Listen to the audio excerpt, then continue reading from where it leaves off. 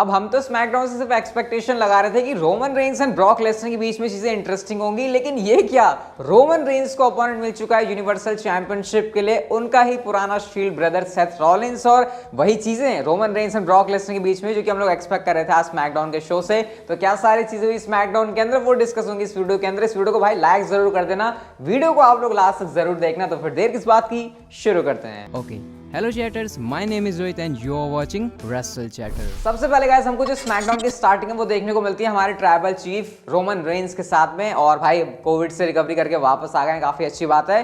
Roman Reigns लंबी चौड़ी entrance करते हैं, सबसे पहले वो क्राउड को अपने आप को एक्नॉलेज करने के लिए कहते हैं, और ये कहते हैं कि वो सिर्फ एक हफ्ता गायब थे और चीजें बिल्कुल उलट पुलट हो चुकी हैं। वो यहाँ पर बताते हैं कि कैसे आइसोलेशन के अंदर जो बंदा है वो काफी सोचता है, वो काफी कुछ चीजें करना चाहता है, लेकिन अपनी लाइफ के अंदर वो दो ऐसे बंदे जिनको दोबारा कभी नहीं देखना चाहते।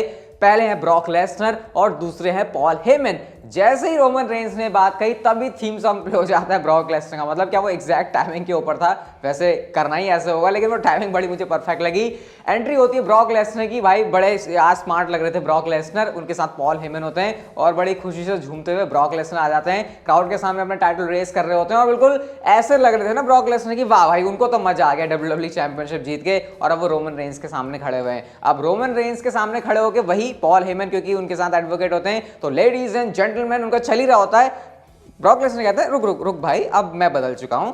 वो उनसे माइक लेते हैं और खुद से अपने आप को इंट्रोड्यूस करते हैं, कहते हैं मैं तुम्हें अपने आप को इंट्रोड्यूस कर देता हूं, raining defending WWE champion Brock Lesnar करके वो अपने आप को इंट्रोड्यूस करते हैं, जो कि देखने में काफी अच्छा लग रहा था। और जो स्माइल लग रही थी ना ब्रॉक लेसनर के चेहरे के ऊपर, वो काफी हद तक ऑकवर्ड फील करवा रही थी रोमन रेंस को, क्योंकि उनको भी लग रहा था कि भाई ये बंदा थोड़ा सा मेरे ऊपर हावी हो रहा है। उसके बाद वो रोमन रेंस के सामने खड़े होकर एक्नॉलेज मी भी कहते हैं, और ये कहते हैं भाई देख मुझे पता है तुझे हमेशा से ही काफी कुछ बातें करनी होती है, लेकिन मैं ज्यादा कुछ बात नहीं करता, मेरे पास वो चीज आ चुकी है जो कि मुझे चाहिए थी, और वो है डब्ल्यूडब्ल्यूई चैंपियनशिप। तेरे पास यूनिवर्सल चैंपियनशिप है, तो क्यों ना फैंस को वो चीज दी जाए जो कि वो चाहते हैं, title versus title, champ versus champ, Roman versus Brock का मैच। अब ये मैच जो है ब्रॉक लेसनर रोमन रेंस के सामने पिच करते हैं। अब इस पर रोमन रेंस कहते हैं कि अच्छा आइडिया है तुम्हारा, लेकिन ये मेरा आइडिया नहीं है, ये मेरा शो है, इस शो के ऊपर वो चीजें होंगी जो कि चीजें मैं करना चाहता हूं, और उससे भी बड़ी बात, तुम ऐसे लोगों के साथ बिजनेस करते हो जो कि बिजनेस करने के लायक ही नहीं है, और वो ट्रैश है। मतलब यहाँ पर पॉल हेमन को टारगेट कर रहे होते हैं कि भाई ये पॉल हेमन ट्रैश बंदा है, इसके साथ तू काम करता है, मैं तेरे साथ कुछ भी काम नहीं करना चाहूंगा।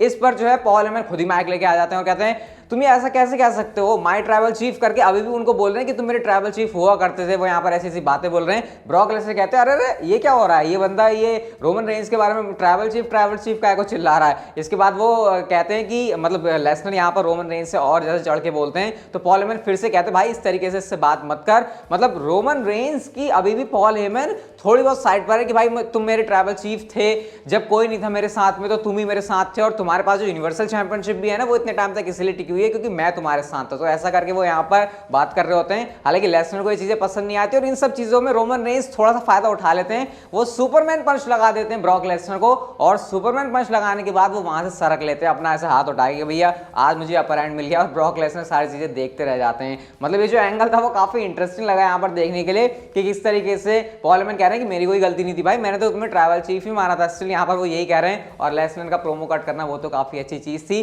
अभी शो के ऊपर रोमन रेंस का अपोनेंट कौन होगा वो भी हमको चीज पता चलती है, लेकिन हाँ उससे पहले नया साल शुरू हो चुका है, और आपको पता है नए साल के ऊपर हम लोग नई चीजें करते हैं, अच्छी चीजें करते हैं, तो जरा उसके बारे में आपको बता देते हैं। अब देखो जमाना जो है ऑनलाइन शॉपिंग का आ गया, और मुझे पता है आप लोग भी मेरी तरह ज्यादा प्रेफर करते हो ऑनलाइन शॉपिंग करना, लेकिन क्यों ना इस बार जो शॉपिंग है वो स्मार्ट तरीके से की जाए, सेल हो या फिर ना हो आपका फायदा मैं जरूर करवाने वाला हूं, क्योंकि इसका एक सीक्रेट है हैप्पी क्रेडिट। अब आप लोग सोचोगे हैप्पी क्रेडिट क्या है, तो भाई ज्यादा सोचो मत, मैं आपको बताता हूं।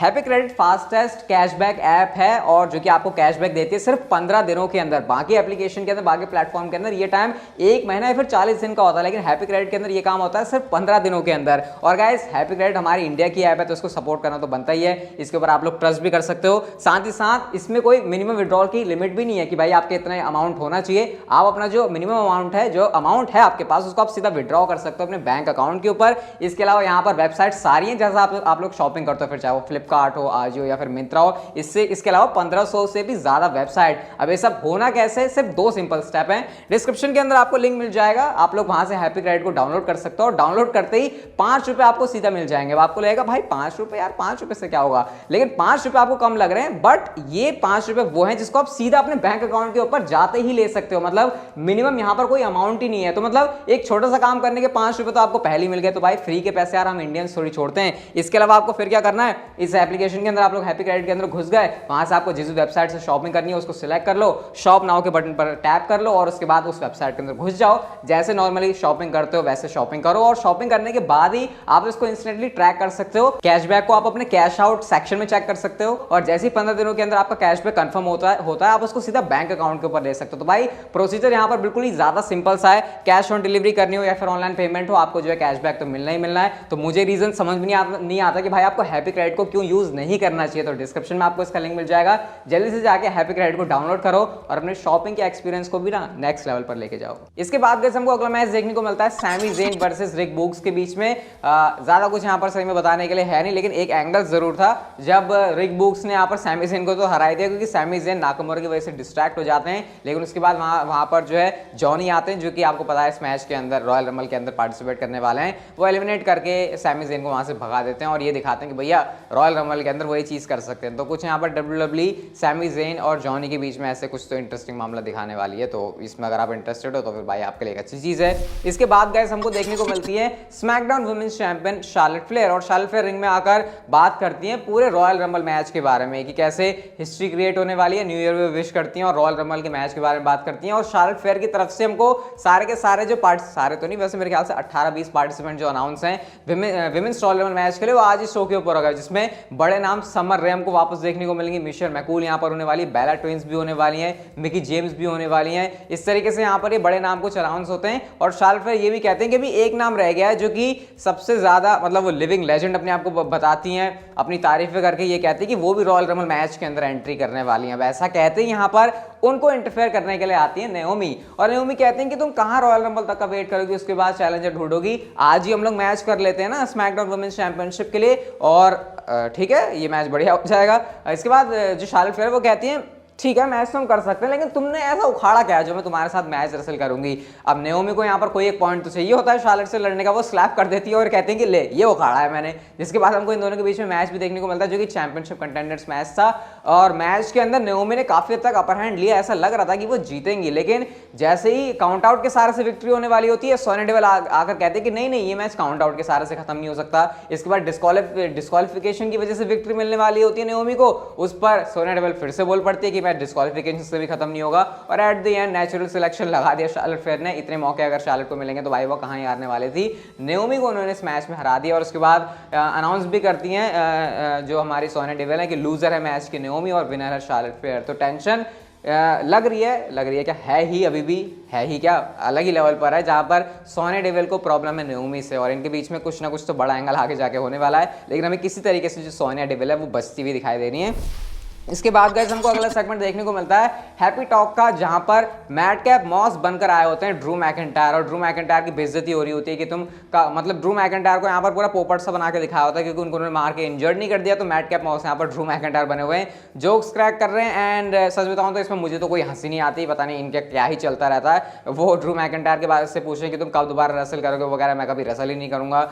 फिर वो कह रहे हैं कि तुम ठीक कब तक होगे, पता नहीं स्टूपिड से सवाल है। उसके बाद वो मैडकैप मॉस अपना सारा उतारते हैं मामला जो ड्रू मैकिंटायर की तरफ बन के आए थे, और नॉर्मल बन जाते हैं और कहते हैं मैंने तुम सबको बेवकूफ बना दिया, जैसे कि हाँ हम लोग बन ही गए थे। पता नहीं क्या स्टूपिड सेगमेंट था, लेकिन जो भी था वाइकिंग रेडर्स ने यहाँ पर आकर उनको इंटरप्ट किया, जिसके बाद वाइकिंग रेडर्स के साथ हमको उनका टैग टीम मैच देखने को मिलता है। और क्योंकि इस समय दिन अच्छे चल रहे हैं मैडकैप मॉस और हैप्पी कॉर्बिन के, तो इसलिए वो इस मैच में विक्ट्री भी हासिल कर लेते हैं। इसके बाद गाइस हमको शो के मेन इवेंट के अंदर दी उसोस वर्सेस न्यू डे का मैच देखने को मिलता है स्मैकडाउन टैग टीम चैंपियनशिप के लिए, और ये मैच स्ट्रीट फाइट था। और अगेन जितनी बार भी उसोस और न्यू डे के मैच होंगे, ये मैचेस अच्छे ही होते हैं, और इस बार भी अच्छी परफॉर्मेंस थी। रिंग साइड के ऊपर लड़ रहे हैं, पता नहीं स्टेज के ऊपर रैंप के ऊपर जाकर लड़ रहे हैं, स्टील स्टेप्स का उन्होंने यूज किया, WWE क्राउड में जाके इन्होंने जो स्टील स्टेप्स का यूज किया, तो काफी अच्छा एंटरटेनिंग मैच था। और एंड में जो है आजकल उसोस डडलीज का मुंह परफॉर्म करने लगे हैं, टेबल के थ्रू उन्होंने जो है वो अपना फिनिशर लगा दिया और इस तरीके से ऊसोस इस मैच के अंदर जीत गए और अपनी चैंपियनशिप को भी सक्सेसफुली रिटेन कर लिया। लेकिन गाइस अभी शो के ऊपर एक चीज बाकी थी और चीज बाकी ये थी कि शो पर हमको ये देखने को मिलता है कि एडम पियर्स ये कहते हैं कि आज रात तक मुझे रोमन रेंस के लिए अपोनेंट डिसाइड करना है। ये बात वो रोमन रेंस को भी बताते हैं और रोमन रेंस ऊसोस का मैच जो है बैक स्टेज से बैठकर देख रहे होते हैं। अब जैसे ही मैच खत्म होता है रोमन रेंस का डोर नॉक किया जाता है और रोमन रेंस का डोर जैसे ही नॉक किया जाता है रोमन रेंस कहता है ठीक है अंदर आओ। और गाइस अंदर जो सुपरस्टार आता है वो कोई और नहीं बल्कि सेथ फ्रिकिन रॉलिंस से।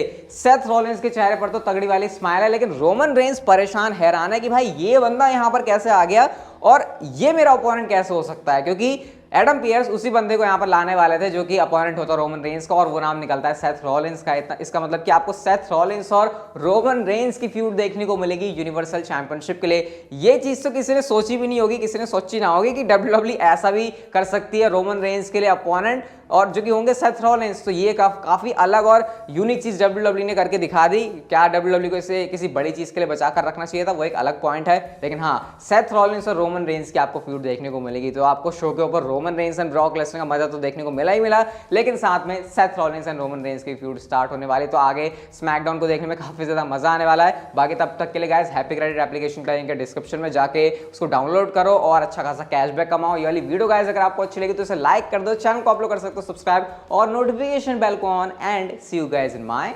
Next video.